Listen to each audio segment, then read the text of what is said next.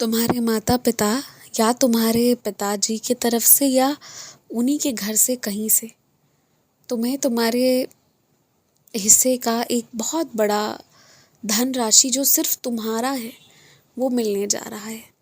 उसे खर्च मत करना, उसे खर्च भी मत करना, उससे कोई घर का सामान मत लेना, ना ही उससे सोना चांदी लेने जाना। उसे बचा कर रखना, उसका निवेश सही जगह पर करना, अन्यथा अपने बैंक में ही रहने देना। पर उसे तुम रखना, वो तुम्हारे लिए सौभाग्य लाएगा। उन पैसों का खर्च होना नहीं, तुम्हारे पास रहना है, ये है उनकी किस्मत। तो तुम इससे कुछ अलग मत करना।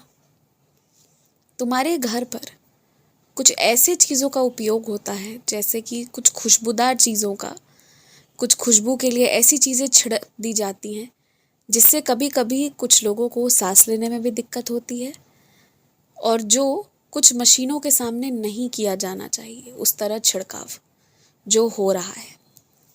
तुम ना खुशबू बहुत पसंद करते हो तो अपने घर में धूप दीप जला कर रखो। फिर भी अगर तुम्हें लगता है कि तुम्हें इत्र या कुछ उस तरह का लेकर आना है, तो उसके पीछे पढ़ो पहले कि उसका उपयोग कहाँ नहीं करना है।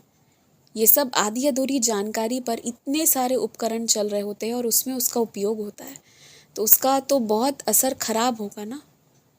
तो इस चीज़ का तुमने ध्यान रखना है। मेरे आशीर्वाद से ना तुम्हारा बिखरा हुआ घर संवर जाएगा। एक ही वाक्य मैंने कहा है, सुन लो, बिखरा हुआ घर संवर जाएगा। तो बस बुद्धि विवेक लगाकर इतनी सी बात समझ लो। आज जब बैठोगे कहीं भी जाने के लिए या कोई भी काम शुरू करने के लिए, तो ना पहले अपनी डायरी खोल कर देख लेना कि कुछ भूल तो नहीं रहे हो, कुछ लेकर तो नहीं जाना है। ये सारी चीज़ें देख लेना। और तुम्हें जो कपड़े खरीदने हैं, जो भी तुम्हें सिलवाने हैं, जो भी करना है, अब तुम पहले दूसरे शहर के जो भी काम है, घूमने जाओ, चाहे जो भी कारण से जा रहे हो, करके आओ, उसके बाद करवाना। पहले बाहर के काम पूर्ण कर लो, फिर घर के काम करना, और अच्छे से करना।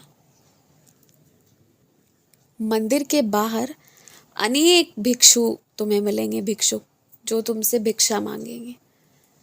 उसमें से बहुत कुछ ही लोग बहुत ईमानदार होंगे, और बाकी लोगों को देखकर ही तुम समझ जाओगे कि क्या सच्चाई है क्या नहीं है। लेकिन व्यवहार तुम्हें सबके साथ एक जैसा करना है। अगर 10-10 रुपए दे रहे हो तो सबको देना, और कुछ नहीं दे रहे हो तो किसी को भी मत देना। मैं तुम्हें देने या ना देने के लिए नहीं कह रहा, बस ये कह रहा कि जो करना एक जैसा व्यवहार सबके लिए करना, अलग अलग मत करना, ये ध्यान रखना। बस तुम हमेशा से स्वाभिमानी रहे हो और हमेशा ही वैसा रहना।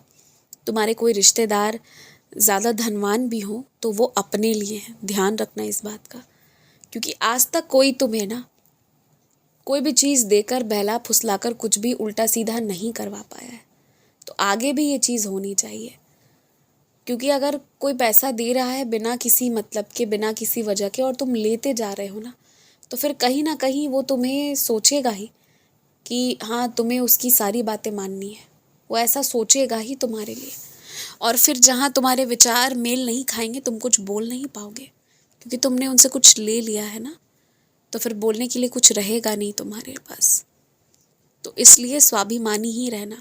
दो चीज़ें कम या साधारण हो तो हो, पर किसी की रोटी नहीं खाई है आज तक तुमने, तो बस वो चीज़ आगे भी नहीं करना और बात भी नहीं सुनना है किसी का।